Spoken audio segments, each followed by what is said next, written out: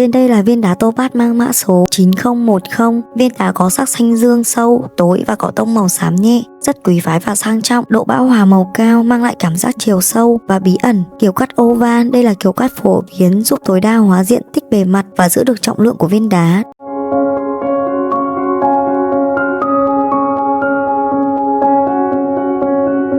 Và sau đây là thông số chi tiết của viên đá.